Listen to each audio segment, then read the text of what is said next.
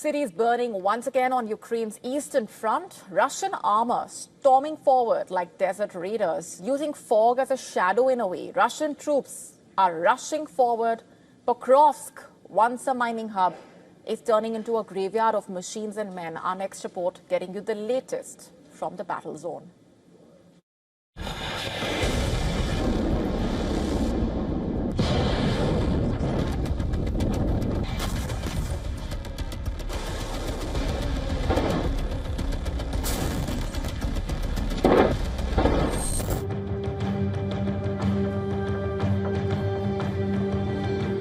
It looks straight out of a movie scene. Russian forces ride into a key Ukrainian city through fog on battered vehicles.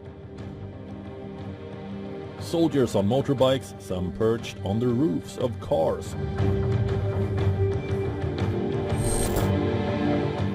Steel beasts rolling through rubble. Russia's armored columns have smashed through the industrial outskirts of Pokrovsk,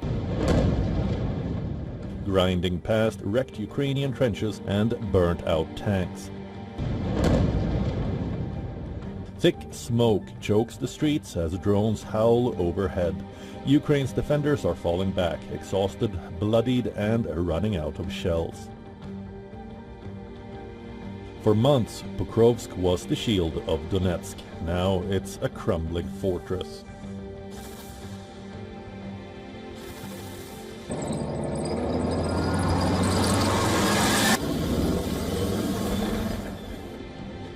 Russian troops flying flags and welded armor onto trucks have punched into the heart of the city. Russian forces have cut off supply lines, seized fuel depots and pushed the Ukrainians into a desperate retreat. The battlefield is chaos, drone strikes, radio silence and cries for evacuation.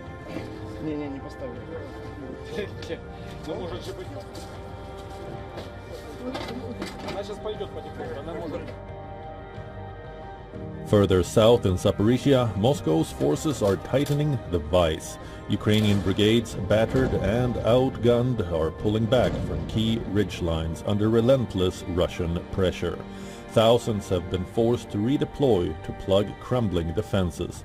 The line is bending dangerously. Beyond the front lines, Russia continues its aerial bombardment. These are the latest images from Kharkiv. Locals say the attacks have become a recurring nightmare.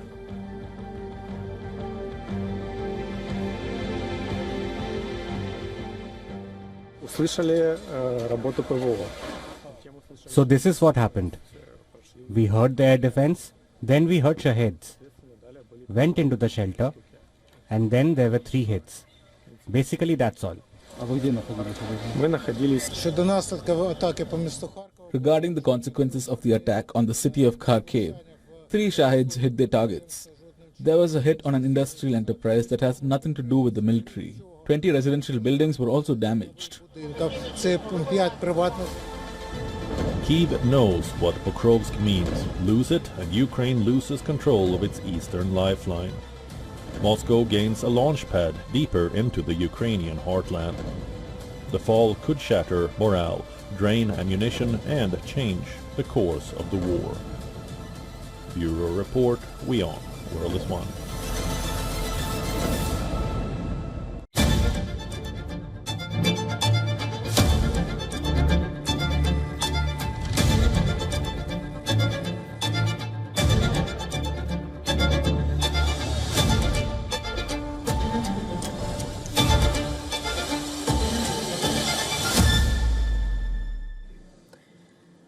On to the other key focus.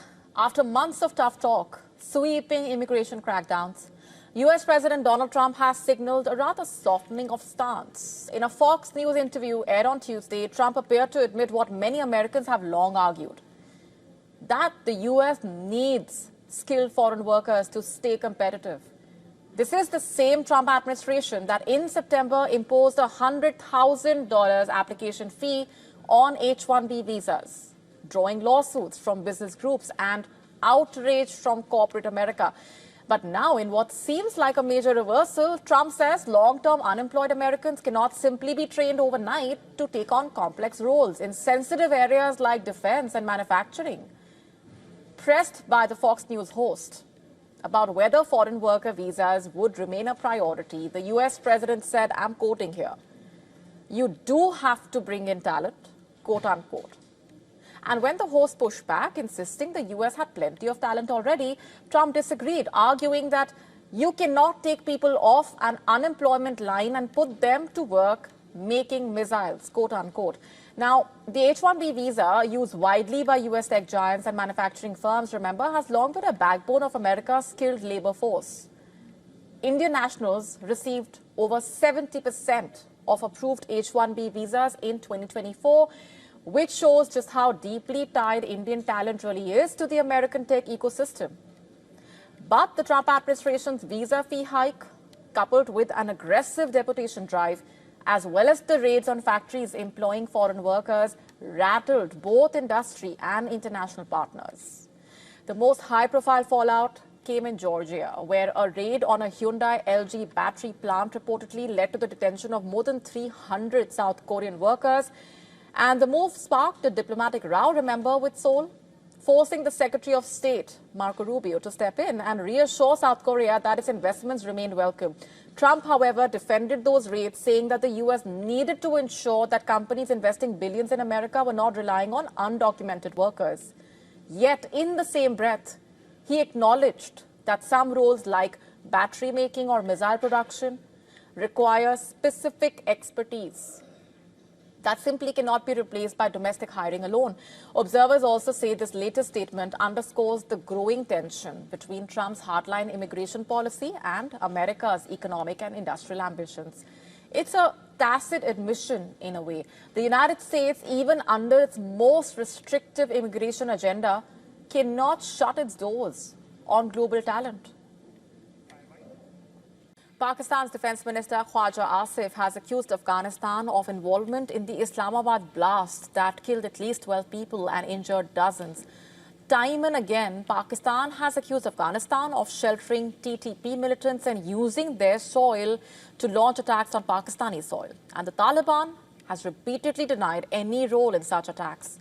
Khwaja Asif added, quoting, "We are in a state of war." He further emphasized, quoting further, how the rulers of Kabul can stop terrorism in Pakistan, quote unquote. Now, this is as survivors of the suicide bombing describe scenes of carnage as officials vowed to rein in militancy. We parked our van right in front of the gate. It was a very sudden blast. When I saw outside, it was chaos and panic. And earlier in the day, Taliban leadership of Afghanistan banned trade and transit of goods with Pakistan. Mullah Abdul Ghani Baradar, the Taliban Deputy Prime Minister for Economic Affairs, has announced that the group will no longer allow the import of Pakistani goods into Afghanistan, including pharmaceutical products. Leaders of the Pakistani Taliban offshoot, Jamaat-ul-Ahrar and Tehreek-e-Taliban Pakistan, rejected the claims linking them to suicide bombing in Islamabad that killed 12 people. Jamaat-ul-Ahrar's senior leader, Sarbakaf Mohammad, and the TTP spokesperson have issued separate statements, in fact, denying any involvement in the Islamabad attack. This is after the Pakistani authorities, remember, blamed Jamaat-ul-Ahrar for the bombing, saying that the Pakistani Taliban splinter group had claimed responsibility for that attack in a statement. But shortly after, Sarbakaf Mohammad, a commander from the group, sent WhatsApp messages insisting that the group had not made any such claim.